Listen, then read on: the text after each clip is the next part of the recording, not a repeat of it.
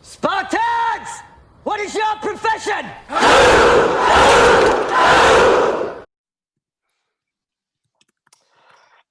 Yes, people, another edition of Knightz, the Roundtable Discussions, where we discuss all sports all the time. Got my guy Tooth with me. How are you doing, sir?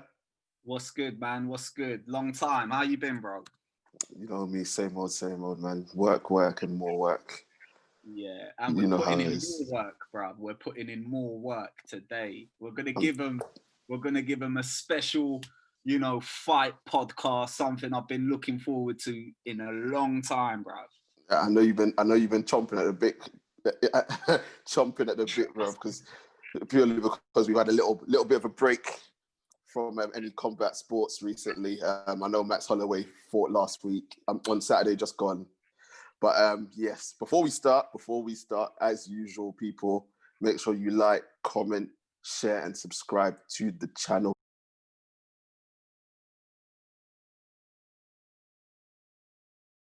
Let's get it growing. Let's get it popping.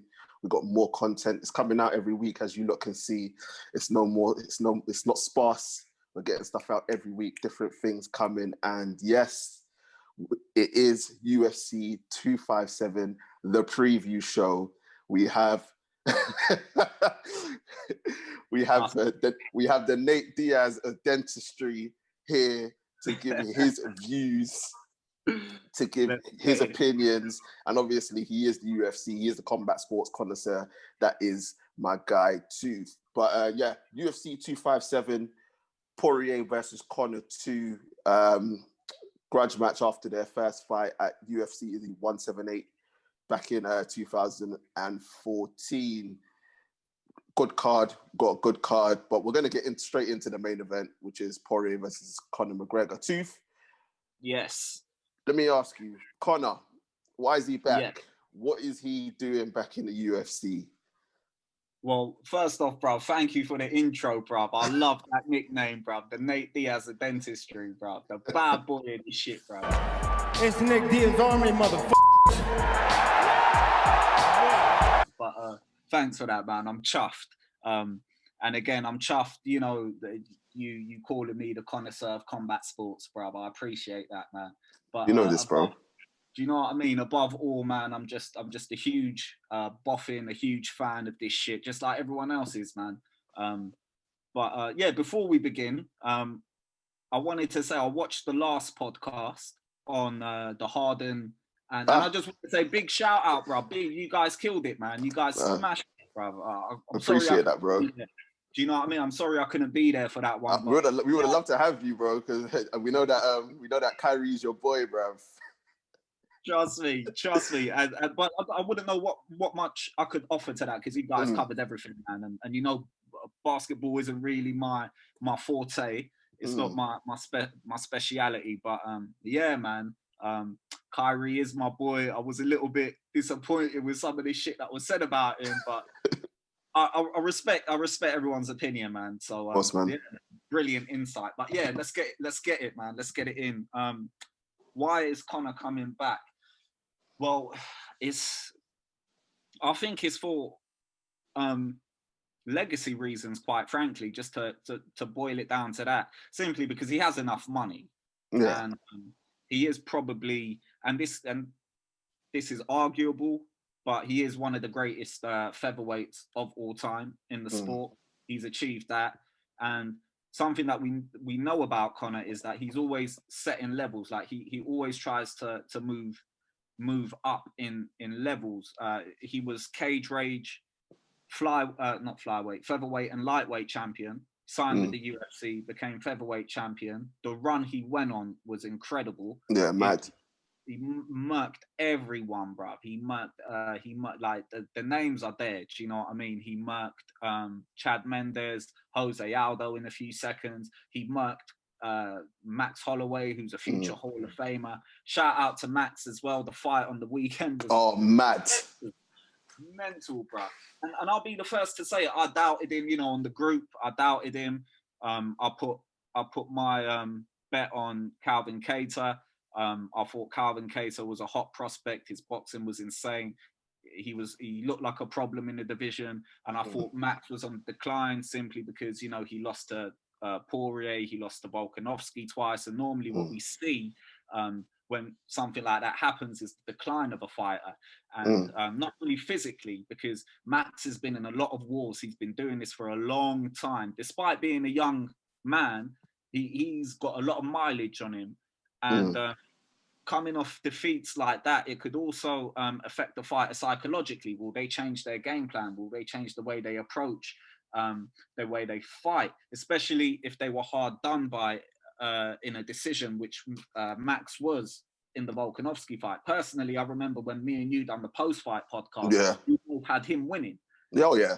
I mean, but you know, you never leave it in the judge's hands, and shit like that happens. So I thought, adding all those factors up, it was going to be a difficult night for Max, and I thought Calvin Kattar had a big opportunity, and he was not gonna.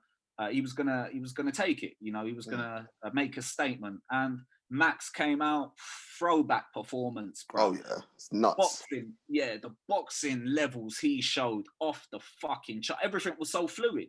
Yeah. Everything, he was hitting him from all different angles. He was hitting him from everywhere, all different types of combinations, punches, controlled the range, on the inside, in the pocket, wherever, bruv. It was just mad. And I take that all back about Max, and I think, you know what, he might have another title run in him, because I haven't seen a performance like that at featherweight in a while, bruv. Yeah, it's been a long time. In fact, the last performance that I saw, that I remember, and people in the comment section can correct me if I'm wrong, but a performance that I saw that beautiful and that dominating was the last time Max fought Brian Ortega. Oh yeah. He messed Brian Ortega up, and Brian Ortega was again another hot prospect, and had he was tipped to cause him a lot of problems. Absolutely, and Holloway just took care of him like it was nothing, beat him like he owed him something. But yeah, back to Conor.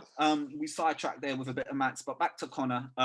Yeah, so he's done everything he can achieve in the UFC, but this is the stigma of Conor McGregor, man. It's that mystique. Do you know what I mean? So he won Cage Rage, he became champ, came to the UFC, became champ, went on an incredible run, went to boxing, fought Mayweather, came back, fought Khabib.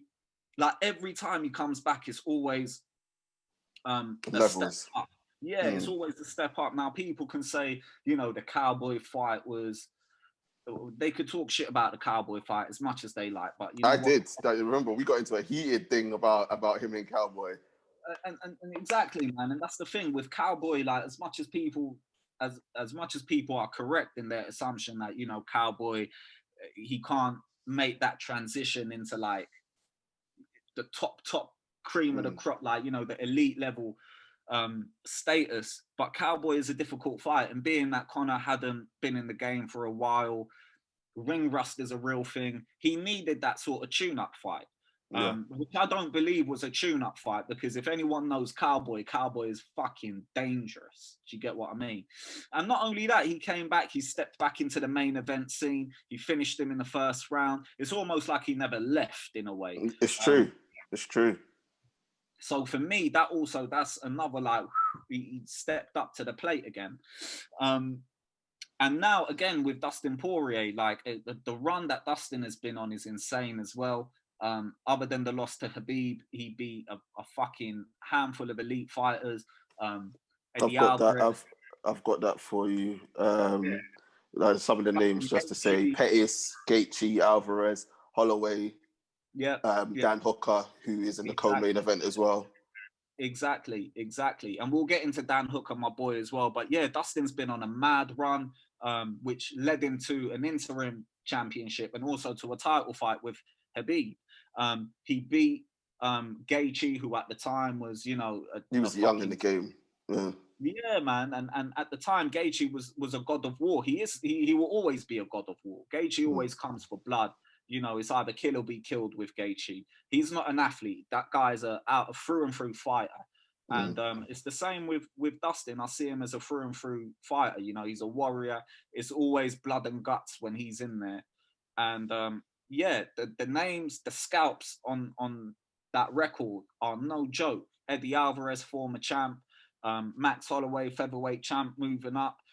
And even though Max was moving up, he's not a little boy. Max is a fucking thick dude. Do you know what I mean? He could easily make the move to lightweight. Yeah. Do you know what I mean? Justin Gaethje, we spoke of, God of War. He beat Dan Hooker, who's a fucking phenomenal fighter that doesn't get the recognition he deserves. So he's got some good scalps to his name. Good scalps, yeah. But in terms of Poirier, obviously in the first fight against Conor back in 2014, and I get that he was immature and young in the game, and obviously since then he's gone on this mad run of beating very, very good fighters. Couldn't quite get past the elite fighters, but against very, very good fighters. For Poirier, because a lot of people said that at 178, Poirier lost it at the press conference. They said that Conor got in his head, and that was it. Conor had the fight won from before they even stepped into the octagon. What's going to be different this time compared to the last? Besides Conor not being very active, what's Poirier going to do differently this time that to try and beat Conor in this fight? That is a great question, man. And well, we have to look backwards in order to move forwards. Do you know what I mean? So I can't remember when that fight was. That was 2014 or 15? Yeah. 15, right? Yeah. So at that time, and if I'm not mistaken, that was Conor's first sort of fight with like a someone that would pose him some challenges.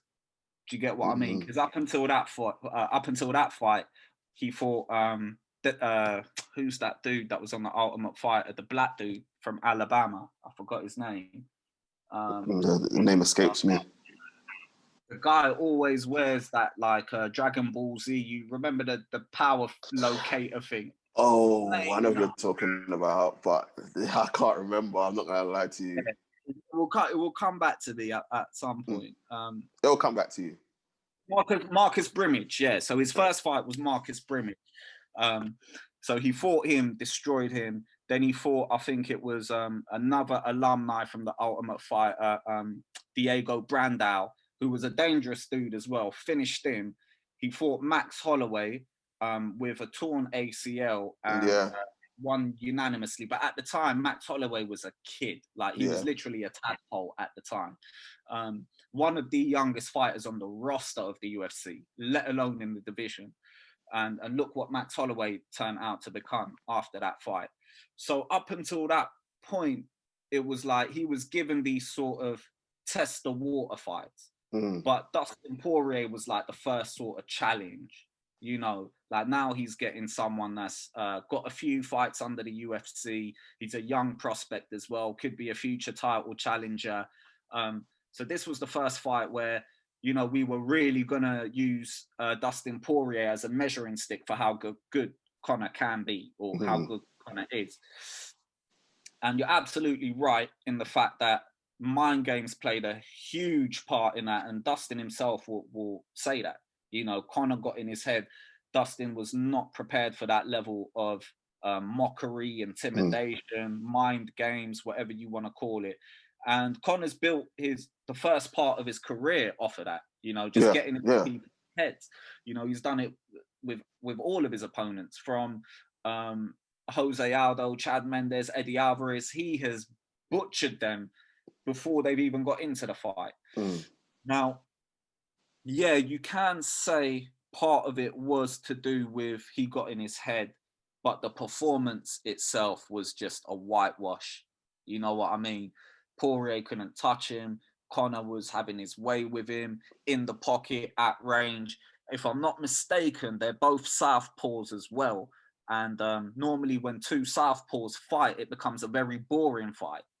Are they both southpaws, or is it just that Poirier can switch it? Or am I getting that wrong? You could be right, brother. I may be getting it wrong, quite frankly. But I know for sure Conor's a southpaw. Yeah. traditionally speaking, when two southpaws fight, it becomes a very difficult. It becomes a very again. Traditionally speaking, there are obviously great fights out there when two southpaws fight, but it becomes a very difficult matchup because, you know, they can't really hit each other. Yeah, they cancel each other out. Exactly, bruv. It's like a football game when two teams play 4-4-2 against each other. It becomes very gridlocked. You know what I mean? But Conor went out there and taught him a new one, man. And the way he knocked him out, that saying has now become an iconic saying, "I'll bounce your head off the canvas." And that's exactly what he did to him. Hit him behind the ear, slept him, and then swarmed all over him when he was on the ground. So from a technical standpoint, Conor was just absolutely phenomenal in that fight. Now, fast forward to now, it's a complete different playing field. I haven't seen too many mind games of Conor. To be fair, he's putting on. We know that he's putting on this act where he's acting all angelic and he's trying to be like, "Oh, I've changed." But we know that old Conor's in there. I won this whole and Mystic Mac predicts I'm gonna KO you inside 1 round.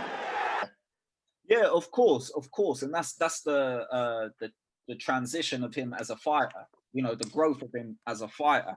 Where I remember reading somewhere where, you know, up until his loss against Nate Diaz, the first fight, he was this cocky, arrogant guy that relied on a lot of his trash talking to get into his opponent's head and then go into the fight and completely murk him. But then when he done that against Nate Diaz the first time, and we all know Nate, bruv. Oh yeah. He doesn't take that shit. Nah. And Nate can give it as well as he takes it. Do you know what I mean? And Nate fucked him up. Round position, choked the dog shit out of him. After that fight, we saw a completely different Conor. He didn't come out as... He did have a little bit of trash talking in there, but he wasn't as brash as he was before. He understood, like, all right, there's an element of this where I'm not being focused as well. So he kind of balanced the two. And then when he went into the second fight with Nate Diaz, you saw some swagger, you saw some arrogance and some shit talk, but there was an element of him like completely driven, completely focused. And you saw that in the press conferences. You know, he owned up to his mistakes. And in the fight, he didn't get carried away either. He was very... cautious with his approach. He was very selective with his approach and very calculated. He didn't take the sort of risks that he did pre Diaz 1. You know, pre the first Diaz fight. And since then, he's kind of toned it down a little more. Obviously, the Khabib fight was a grudge match, and you know, he was selling the fight as well, and he was drunk off his nut. He was a millionaire by that point. So he was, you know, that you could put to one side. But after Diaz, we saw a more motivated Conor, whereas pre-Diaz, we saw a very sort of arrogant and cocky Conor. And now I think he's at that stage where he doesn't really need to use his mouth to sell a fight. And he doesn't really need to get into his opponent's heads as much, simply because even those fights that he had where he was getting in his opponent's heads, he didn't really need it. I personally think he could have won those fights based off his ability as well. And I think he understands that as well. He's not just a one-trick pony where trash talking gets into his opponent's heads and they lose. Like, he can actually go out there and fuck people up. Oh, yeah. He has that ability. I think Khabib has only lost 2 rounds in his whole career. I might be getting a lot of shit for this, but I think one of those rounds was against Conor. What? Bro, what are you talking about, man? In the second round of their fight. Again, I know, do you know what I mean? I know, but I remember watching it live and scoring it with my boys, and we had it 1-1 after round 2. Obviously, Khabib won the first round. I believe Conor won the second round, but that's if I'm being very generous. I'm not going to go out and argue that case. I'm just being very generous. So he does have ability. And now I think he's at that stage where he's internally focused. Like all his energy is just based on him. It doesn't matter who they put in front of him. He's not worried about them to the point where he doesn't even need to trash talk them or get in their head. So that's one of the differences where it doesn't really favor any of them. Do you know what I mean? Dustin has always been used to his opponents showing him respect because they know he's legit. And the Conor we're seeing now is a complete different Conor we're seeing from 6 years ago. You know, he's older, or money is on his mind. He doesn't need to sell a fight. And it's the motivated Conor where, you know, same like the second Diaz fight, he went into the mountains. He didn't do no press. He didn't show his face. He just prepared, was motivated, came out, handled business. I think we're seeing the same Conor now. So none of that kind of comes into play right now. It will be based on who will be the better fighter technically when they get in there. Yeah. And who can pull it off. I still think it will be Conor. I think it will not only because he's my boy, but again, just based on what I see both of them in terms of a technical standpoint, I still think it will be Conor that will take the W. In terms of Conor, how does he win this fight? Does he just look at the tape from 2014 and just that's the blueprint? That's what I've got to do to Poirier to win this fight. Just rely on the left hand landing, and that will be it. Yes and no. Yes, in the sense that as much as Poirier has developed since that fight, he's not really shown anything new, if that makes sense. He's still the same fighter, but in terms of what he did then, he still does now, but at a better level. If that makes sense. Yeah. So he's leveled up from what he was back in 2014 in their first meeting, and now he's a much better fighter, but he still has the same skill sets. There's nothing new. And you, to be honest, you could say the same about Conor. Conor hasn't shown nothing new. But what I think personally, Conor would be doing right now is watching the Dan Hooker fight. Okay. When Dustin Poirier fought Dan Hooker. I know Poirier won unanimously that fight, but Hooker caused him a lot of problems. You know, it wasn't a comfortable win. If anything, it was a fucking war. Yeah. It showed a lot of openings, a lot of weaknesses that Poirier has. As much as he's a good boxer, he gets drawn into these wars. He gets drawn into these. He can't afford, like, from Poirier's perspective, he can't afford to get into a war with Conor because he's gonna. Like, I think if he gets drawn into a war with Conor, there's only one winner. There could only be one winner. Yeah, exactly. And knowing the counter punching ability that Conor has, that's what I mean. Do you know what I mean? So that's why I'm thinking Conor will be looking at that tape from Poirier's last fight and saying, like, look, we could touch this guy. We can touch this guy. And we all know Conor has the touch of death. You know what I mean? He has the touch of death. He's one of those fighters who's been blessed with power, just natural God-given talent to turn people's lights off. So if he gets Poirier to overcommit, he can touch him. And Conor's a master of range. He's a master of slipping. Yeah. When he went to boxing as well to fight Floyd, you have to remember he spent like a good part of a year training boxing. So his boxing has significantly improved as well. Yep. Consider all these things and consider the rigorous training he's been putting himself through, getting himself motivated and prepared. He's looking at Poirier as definitely a winnable fight. And I think the whole UFC are looking at it as well, because, you know, there's all this talk about trying to get Khabib back. We'll get there. We'll get there. Of course. So it's not like they're not just throwing it out there for it. Do you know what I mean? They have a plan and they do see Conor winning. Again, as much as I love Dustin, it's just that I can't see him knocking Conor out. If you can't see that, how does Poirier win this fight?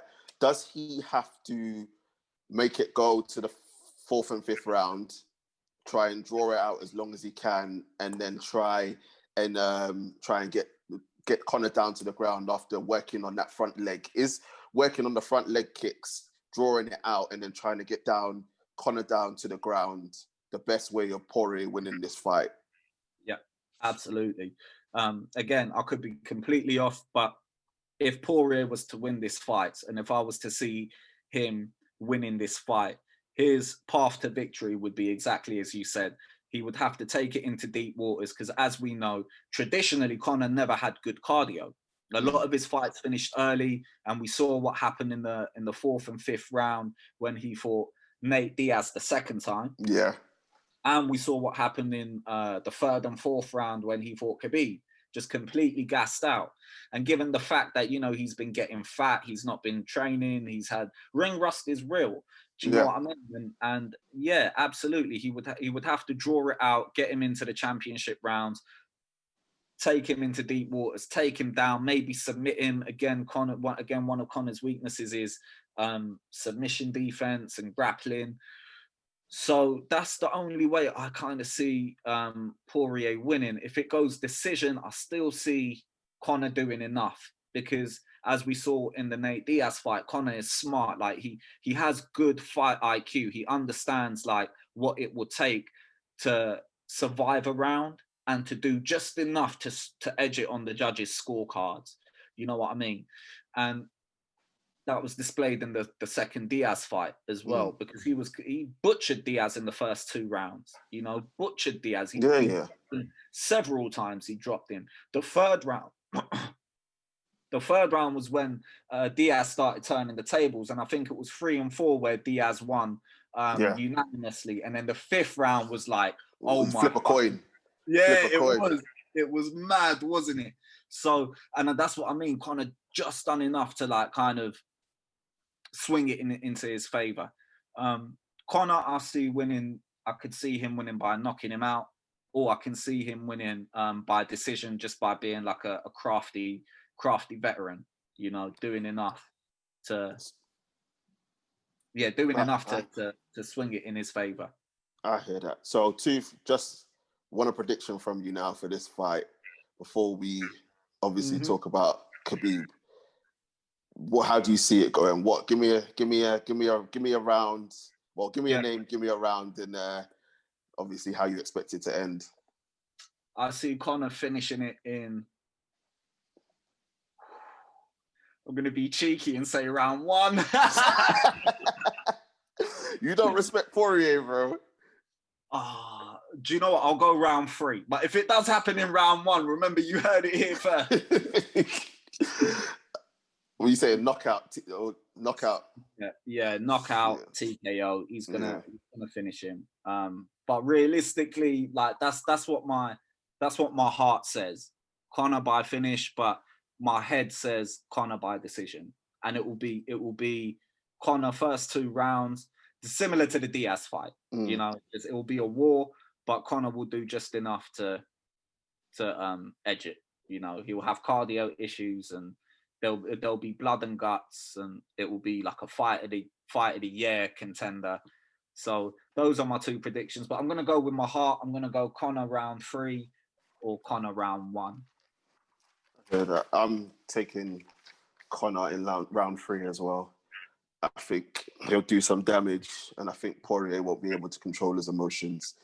Too many flashbacks of what happened at 178, and Conor will get through. Now,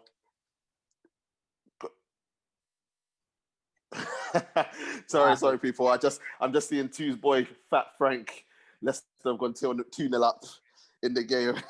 Two celebrating right now. You can't see it, but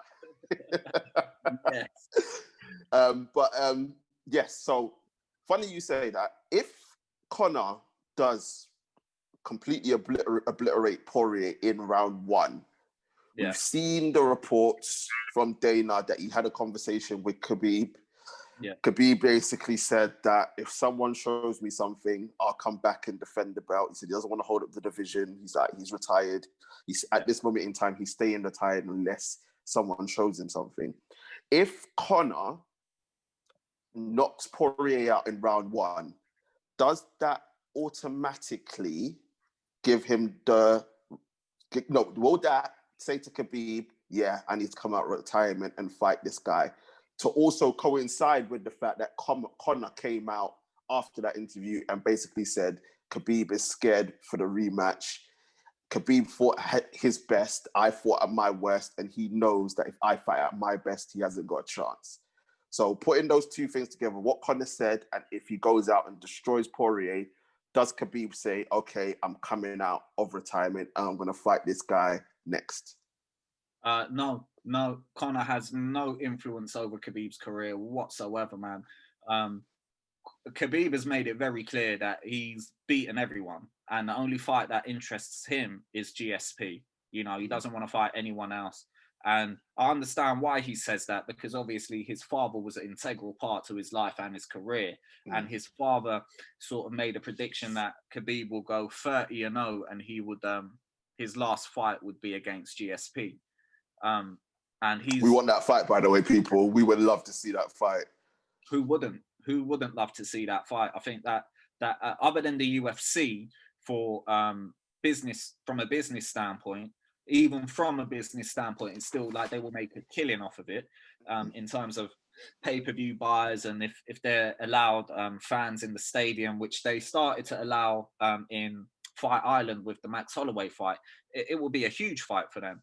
But in terms of the longevity of the division, it will be a nightmare, because both fighters will retire immediately. Khabib will retire, and GSP's got no interest in defending the belt, and likewise he will retire. So it will hold up the division. But then in cases like this, you just have to fucking do it. You have to, man. I mean, come on, bro. You got two of the greatest of all time, like in the GOAT list, along with a couple others, including my boy John Jones, to be quiet.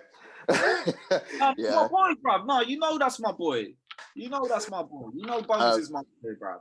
I don't fuck with Adesanya, but Jones is my boy. Yeah, bro. But it's one of them fights that have to be made. But I can understand from the UFC and Dana's standpoint, but that they don't want another Conor thing where the belt hasn't been defended for X amount of years, and then obviously with GSP and Michael Bisping as well. So I get it from that, but when you've got two such elite fighters that gave so much to the company, you just have to try and make that fight. You have to, because listen, as much as you're saying you're holding up the division, the amount of money that you would make Khabib versus GSP, like, come on, bro. It's a no-brainer. It is a no-brainer. It's insane. And yeah, if something has to be sacrificed, then fuck it.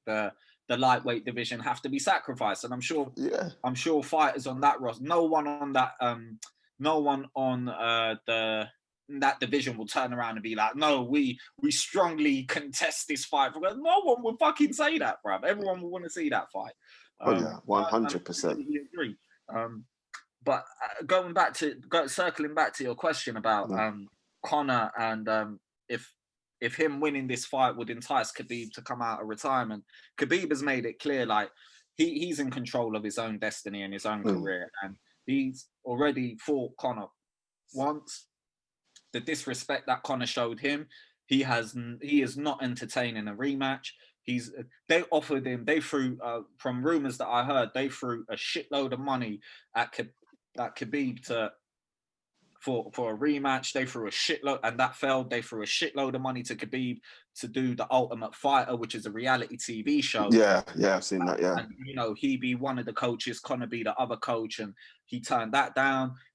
Every time this question has come up in interviews, he shot it down. Like, you could tell, just generally, he has no. He hasn't got no interest. He's got no interest. But it's still the enticing factor that. The demand, I understand that Khabib is in control of his own destiny. I get that 100%. Yeah. But if Conor goes on, I'm going to get into a little bit something else. I don't really want to mention it now, but if Conor goes on to obliterate Poirier and whoever else is in the division, I don't think Khabib can deny the fight purely based on the fact that the clamour for it.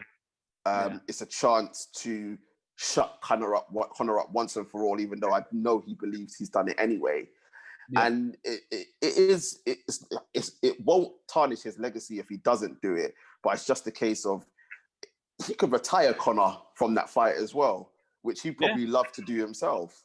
Yeah, I agree, man. I would love to see that fight. I know, do you know what I mean? I know I sound like I don't. I'm not an advocate for it, but I'm just going off what's come out of the horse's mouth, or should I say, the goat's mouth.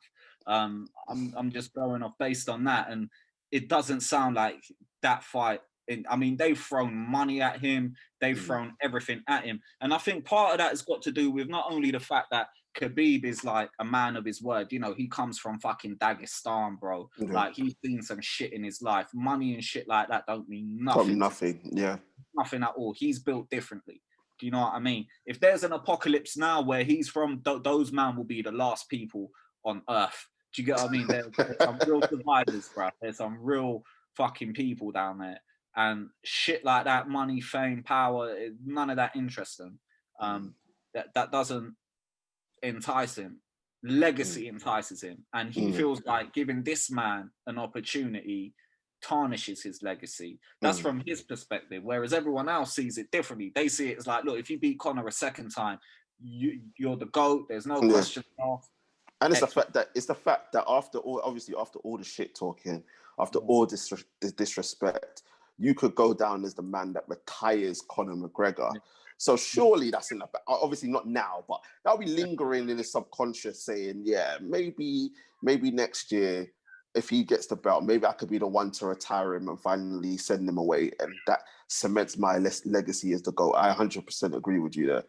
Yeah, absolutely, man. And another thing is we've got to take into consideration is that Khabib also doesn't feel like he owes the UFC anything. In fact, it's the opposite. He feels like they owe him because they've treated him with a lot of disrespect, a lot of disrespect. And I'm talking about going back right before Khabib had any sort of name whatsoever. He was not given fights. The fight, like, it was difficult to make fights for him, whether it be that no one wanted to fight him, whether it be his injuries. At one point, they were talking about, will he retire because he's always injured? There was that 2-year period where he was out. No one would mention his name. The UFC wouldn't promote him. None of the other MMA journalists would talk. It was like he was forgotten about. And to him, that was disrespectful because, at the time, he was still undefeated. He was a hot prospect. No one wanted to fight him. It's like, bro, do you know what I mean? I'm here. Do you get what I mean? And a lot of the disrespect that happened with the whole Tony Ferguson. That one. That was the one that there was a lot of disrespect. Exactly, and the thing is that, I feel like he got the blame, even though on 2 occasions Tony was the one that got injured. But I feel like it was just the blame was solely on Khabib for that fight not going ahead. Of course. I can't remember how shit happened, but the first time, Tony got a lung infection. The second time, Khabib had to pull out. Third time, Khabib couldn't make the weight. And then obviously the last occasion was when he flew to Abu Dhabi and Russia. And, the fight was going to happen in the UFC Apex Center. And that's when they got Justin Gaethje in. Even when, I remember I just watched a clip of Conor versus Aldo. And Khabib was in the crowd for that fight.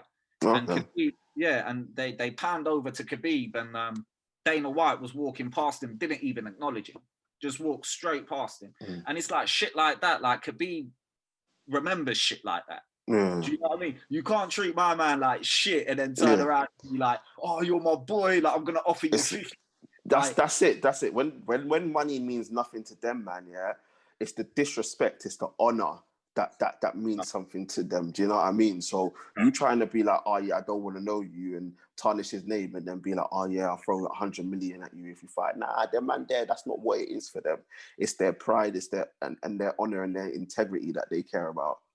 Trust me, and I couldn't agree more with you, man. So it'll be interesting to see how this shit plays out, because it feels like Khabib enjoys playing them, and rightfully so. He should treat them like the whores that they are. He really should. The amount of even in his last fight, the amount of disrespect he got when every fucking reporter was asking him about his father.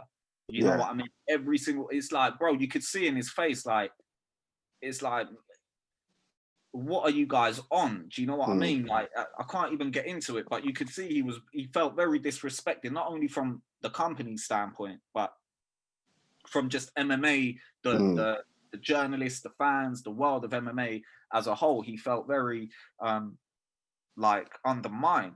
He didn't want to deal with that shit. So it will be interesting to see. I mean, I can't comment on it now, but if I had to put my money on it, I think he will allow Conor to live. Fair enough. Yeah, I 100% agree with you, bro. You know what I mean? I don't care what anyone says. No one can tell me that if Khabib comes back, Conor wins that fight, bro. I'm not taking it. I'm not accepting it. No chance in hell. Like, hell would have to freeze over. Go away, too. You know that's not gonna happen, bro. You know Conor's gonna get, bro. You know Conor's gonna get mauled again because Khabib showed that Conor's power isn't all that, bro. Because he was walking through them punches and he was catching Conor as well. But we will watch this space with Khabib. But obviously Poirier Conor to UFC 257 happening on Saturday. We are gonna talk about the co-main event. Your boy Dan Hooker against Michael Chandler. Michael Chandler coming from Bellator, poster boy for Bellator. I think he won the lightweight title 3 times there. Dan Hooker, obviously, no joke, as they say when it comes to him. Absolute monster in the octagon. I did mention saying something that I didn't want to mention for Conor and Poirier, but in terms of Dan Hooker and Michael Chandler, I saw, it's unofficial, but I saw something that they're having some sort of mini tournament for the the lightweight division. So the winner, I think it's the winner of Poirier Conor 2 will fight Oliveira in the next, that will be the next fight. And then the winner of Dan Hooker and Michael Chandler. Now, there are rumors too. I don't know if you know this. You probably do, being an MMA head that you are. There are rumors that a certain man that we mentioned before, and Nate Diaz, might go down to lightweight to fight Justin Gaethje, and the winner of that fight will fight the winner of Hooker and Chandler. In terms of this fight, what are you expecting from the Hooker and Chandler fight? Because people are touting it as it could be the fight of the night. Yeah, absolutely, bruv. Absolutely. This fight will definitely be a war, 100%. There's no question about it. These guys, when they go out to kill. I'm not the biggest fan of Michael Chandler in the world. I just see him as like one of those all-round guys, not really good at any one thing, but good at all things. He's throwback fighter. Yeah, like he's got good wrestling, good stand-up. His record may be a bit deceiving. I read somewhere today that he's 6-5 in title fights, and that's Bellator, bro. Do you know what I mean? That's Bellator. Like, it ain't to be fair to him, who's it? Benson Henderson was over there. Alvarez was over there. So it was a couple. He lost to Alvarez. He also lost to Will Brooks, who's like a reject flop in. Like, Will Brooks won the Bellator title off him and then came to UFC and just flopped badly. Yeah, he flopped badly, and then Michael Chandler's also lost to Brent Primus. Not really an elite level. And he's also lost to Pitbull, one of the Pitbull twins. I can't remember who it was. Patricio or Patricky, one of them, whichever one, lightweight. And Pitbull is a killer. Like, Pitbull, both the Pitbull twins are a killer, but the one he lost to is like not to be fucked with. And quite frankly, I don't know why the UFC didn't try to sign him.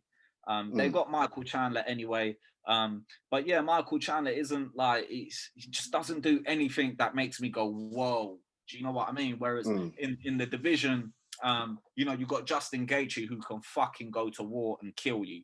You've got Oliveira, who can submit you from anywhere, but also go to war and light you up like he did against Tony. You've got Dustin Poirier, who's shown elite level graft. You know what I mean? You've got Conor, who can sleep you. You've got Diaz, who's a veteran and can go to war. He's never been knocked out by any of these guys. Whereas Chandler, you're just like scratching your head thinking it's still a bit of an unknown. And especially that he's moving into the UFC. And I think they're giving him a fair fight. They're giving him someone like Dan Hooker, who's on his way up, dangerous guy, but not an easy fight whatsoever.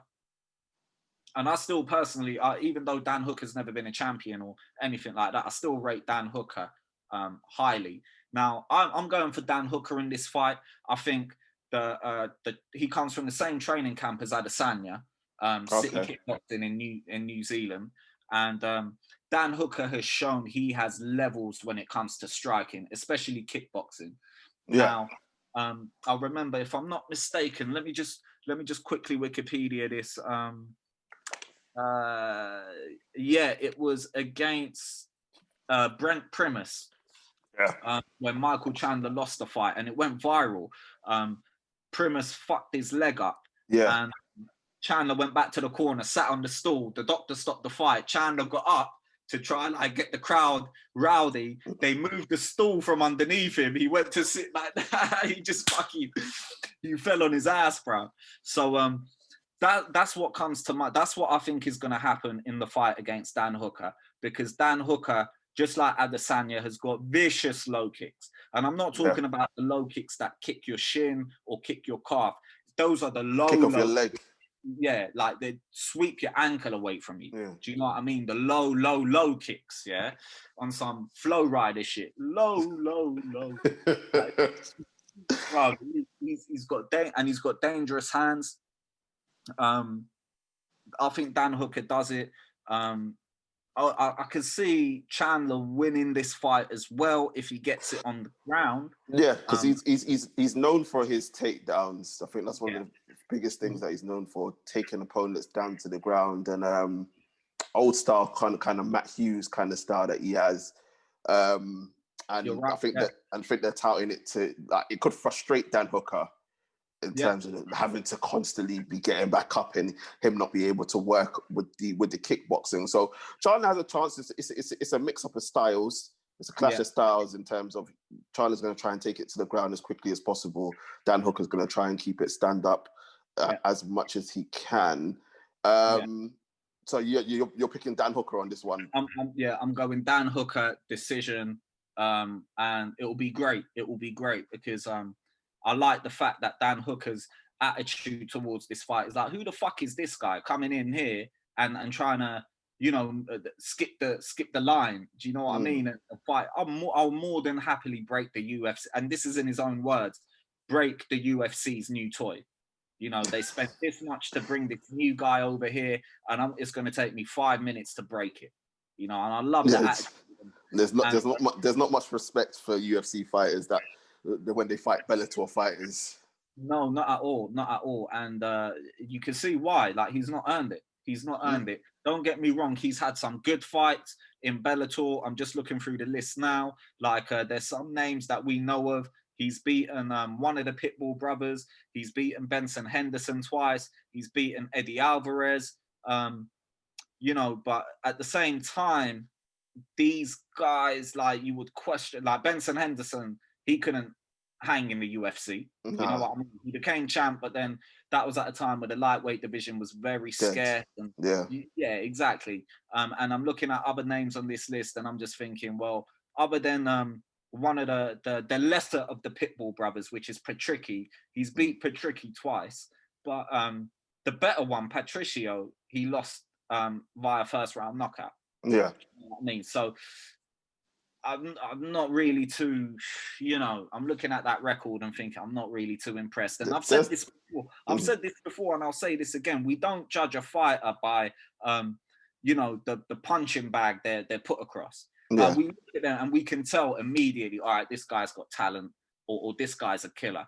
And even when I watch Michael Chandler fights, that doesn't, you know what I mean? That doesn't really come across to me. Like, we were getting to discuss when we discuss some of the undercard fighters, I feel that way about some of the undercard fighters. Like, they've not really got any names on their records, but I'm telling you, watch this space. They are going to be a problem. Never really had that feeling with Michael Chandler. I hear that. Dan Hooker, I had that feeling with. I remember even when he fought Yair Rodriguez back in the day, I'm like, and he got battered by Yair, but I was like, bro, Dan Hooker's going to be a problem. You know, he's going to be a problem. And look at him now. You know, he's lost to Edson Barbosa, who's my boy, and to Dustin Poirier, but he can hang with these boys. Yeah, because is it him that beat how do you say it? Quinta? He beat, the Americans, yeah, because they're fucking idiots. They say Al Iaquinta, yeah? Yeah. But it's not Iaquinta, bruv. Do you remember Iaquinta for Italy, 2000? Yeah, Iaquinta, yeah. Yeah, bruv, it's Iaquinta, bruv. But these American retards call it fucking Iaquinta, bruv. It's like, who the fuck is an Iaquinta, bruv? Do you know what I mean? What the fuck is an Iaquinta, bruv? It's Iaquinta. I'm telling you. And even when Khabib fought him, he pronounced his name properly. Khabib called him Iaquinta, and that's how you're meant to pronounce it. But yeah, Iaquinta it is, bruv. Yeah, he did fight. If I'm not mistaken, he did fight Iaquinta, and he beat him, nah? Yeah, he did. He did. Decision. Yeah, he beat Paul Felder. He beat Gilbert Burns, who was meant to be fighting Kamaru for the belt before he pulled out with COVID, and then Jorge took the fight. He's beaten a few good names, you know. No, he has. And he's been on a run. His record doesn't really do him any justice. His record is 20-9. But again, you can lose to anyone at any given point. Do you know what I mean? It's a cutthroat game. And a lot of his losses were earlier on in his career. And the ones that are more recent were because he just stepped up in competition. He took on guys like Barbosa and Poirier, who anyone can lose to. Do you know what I mean? But then at the same time, he's beaten guys like Iaquinta. He's beaten guys like Paul Felder. He's beaten guys like Gilbert Burns and so on and so forth. So, I'm riding with Hooker. The Hangman. I'm riding with the Hangman.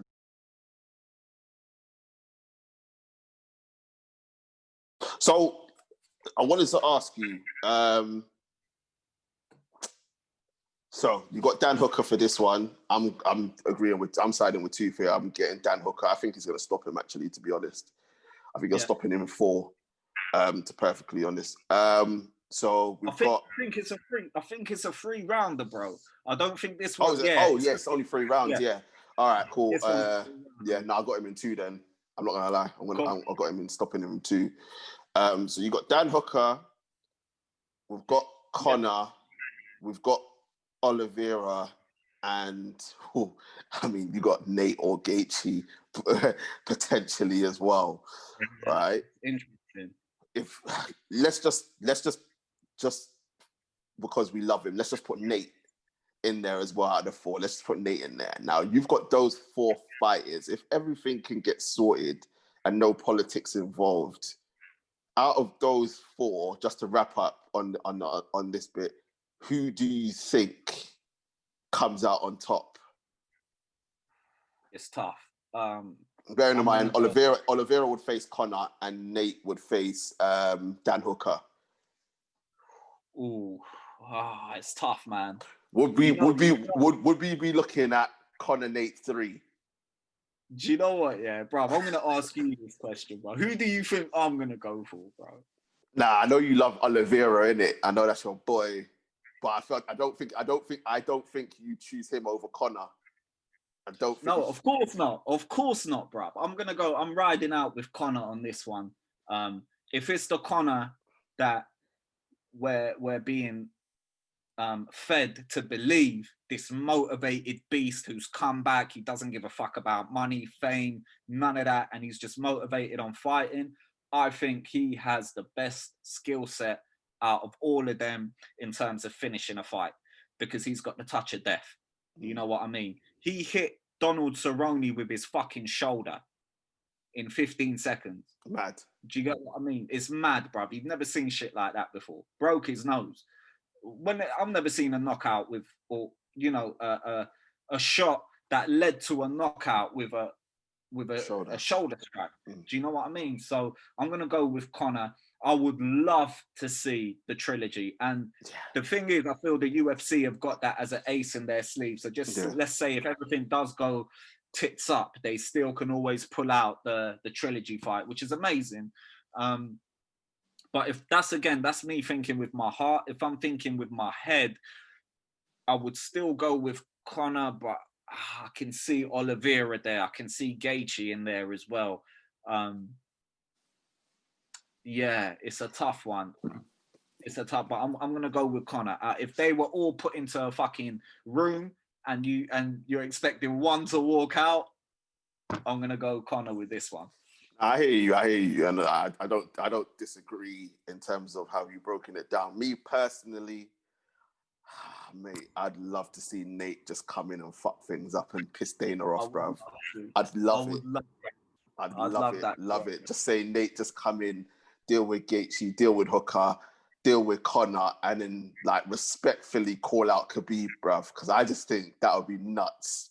I just think just because it's Nate, I just love to see it. You're giving me goosebumps, bruv. You know how, like, bruv.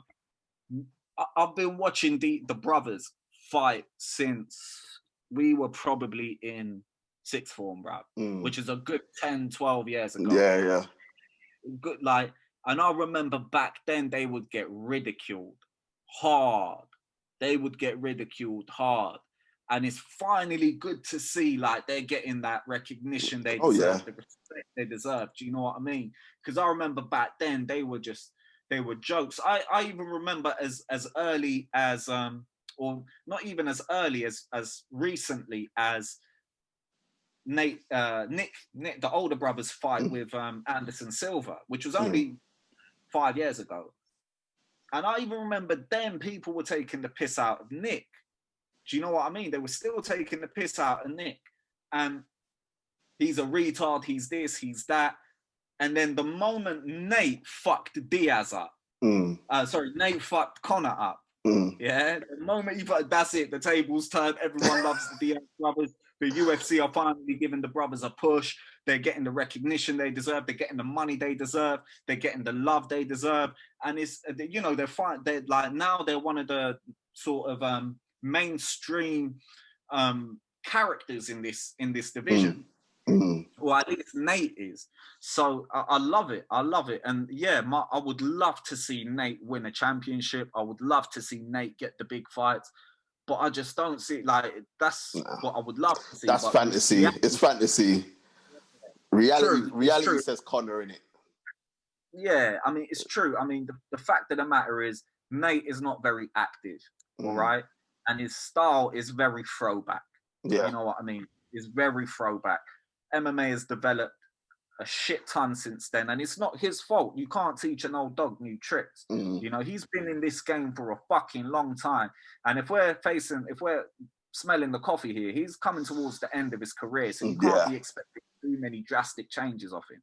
The only way I see him winning fights now is if he goes out there and completely slap boxes the fuck out of whoever he's fighting, like he did against Michael Johnson. Yeah. Or if he does what he done to Conor in the first fight, which is get the opponent tired, take him down, and choke the dog shit out of them. Yeah. And that, I just don't see either of those game plans working now. Do you know what I mean? Especially against someone like Oliveira, who can make you tap from anywhere and who can tear you up on your feet as well. Same with Justin, same with DP, same with Conor as well. He's just too hittable at the same time as well. He's just way too hittable. He loves a war, but we can only fantasize. We can only fantasize. But we shall see what happens in the light heavyweight. See, because I've got bones on my mind, even though he's moving up to heavyweight. Just one more thing before we wrap up.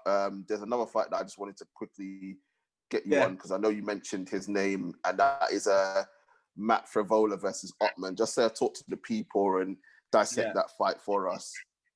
Well, Matt Frevola is, like you said earlier, bruv, from that Matt Hughes sort of cloth, where it's a lot of grinding and wrestling and grappling.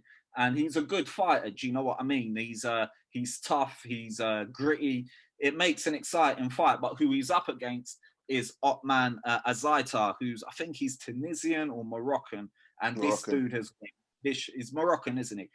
He's got vicious knockout power. I think his last fight ended in a few seconds, completely switched the lights off the guy. And I think this fight is a good fight. It's, again, two young killers. This is why you've got to love the UFC, bruv. They don't fuck around. You know, then you're never going to get an easy fight. They're always going to put you up someone on your level. And yeah, they've put him on the main card, which I love. It gives both of these guys good exposure, and they deserve to be there. You know, I think they're second on the card. So that's going to be like a good coming out party for both of them. Whoever wins it is going to get a lot of attention. And I'm going, it's, you know what, it's tough, man. It's that classic wrestler versus striker kind of matchup where if Ottman catches him, he could sleep him. Frevola is just a dog, bruv. He just keeps coming forward. And it, you know, neither of these guys are going to back away. They're both going to go at each other's throats, basically. And I think it's going to be another war. If Ottman doesn't sleep him, Frevola's just going to, they call him the Steamroller. Frevola is his nickname. So I see that happening as well. That could happen. That's why it's such an exciting fight. It's on a knife edge. It's a 50-50. You literally can't call it. And the loss wouldn't necessarily damage either of their careers either, because they're both young, they're both coming up. It's a big moment for their careers. They're fighting on Conor's undercard. So just an exciting fight all round. Another fight just before we wrap up is the main event of the prelims, which I know no one's going to watch, but it's Nasrat Haqparast versus Arman I'm going to butcher his name, Sarkurian. Yeah, I had to pull it up on, bro. But again, same thing like I said about the Ottman and Frevola fight. Arman and Nasrat are both fucking young killers. Nasrat lost his last fight, but by no means did it damage his stock. He's still a very, very dangerous fighter. And Arman, I think he also lost his last fight. Was it against Islam Makhachev? I'll just double check that. I think it was. And if it was, no, it wasn't his last fight. He lost 2 fights ago to Islam Makhachev, and that was on his UFC debut, bruv. And Islam Makhachev is, you know, Khabib's right-hand man. He's been in the UFC for time. And what I saw from that fight is, like we were talking about earlier, like, bro, this kid is going to be, he's going to be a problem. He's definitely going to be a problem. Nasrat is already shown he can be a problem, but that loss has now put a little bit of doubt in my mind, and I'm sure it's exposed a few weaknesses to everyone else in and around the rankings in his division. But that is going to be... Is that lightweight as well, or is that a different weight class? I think that is lightweight. Yeah, that is lightweight. If I'm not mistaken, I'll just double check that. So too is Frevola and Ottman. That's at lightweight as well. Yeah, that's a lightweight fight as well. So these are like the future, let's say, the future lightweight kind of guys, or the guys that are just trying to make a name for themselves and move up in the ranking slowly and surely. But generally speaking, it's going to be a lightweight fight, fun fest, whatever you want to call it. It's going to be a mental night for the lightweight division. And those 2 fights are definitely fights to look out for sure. Matt Frevola, Ottman Azaita, Haqparast versus Sarkurian. Yeah, definitely. Well, all of them could be post-fight bonus winners as well, based off what I've seen of those 4 guys in previous fights. Fair. Well, there you have it, people. As we say all the time, it's not just about us talking about the stuff that you see every day on TV, the stuff that you see on social media. There's so much in-depth knowledge and there's so much stuff that we can go into, but unfortunately we need to try and compact it into a certain amount of time, because or else we could go on forever, and you know that, and that's about anything. We could go on forever, but I loved the breakdown from 2, obviously, our combat sports connoisseur. But that is it from us, guys. We shall be having, obviously, as usual, more content coming out. We may have a UFC review show. We may jump on that, depending on what happens between Poirier and Conor. But as usual, as we say, make sure you like, make sure you share, make sure you comment. Get them comments up. We want to hear, who do you have? Do you have Poirier? Do you have Conor? Do you have Dan Hooker? Do you have Chandler? In the fantasy fight, Nate Gaethje, hopefully. Which one do you have? Should Khabib come out of retirement to fight any of these guys? On the undercard, predict those fights as well. Anything that you have to say, and that's not just here. Go on the channel, loads of videos there as well. Anything that you have to say, put the comments in. We'd love to hear from you. But that is it from us, guys. We shall see you next time. Thank you very much again to my guy, Tooth. All good, bro. It was always good to be on, man. Of course. But take care, people. Make sure you stay safe. Look after yourselves. Look after your families. And we shall see you very, very soon. Peace. Peace. Fam.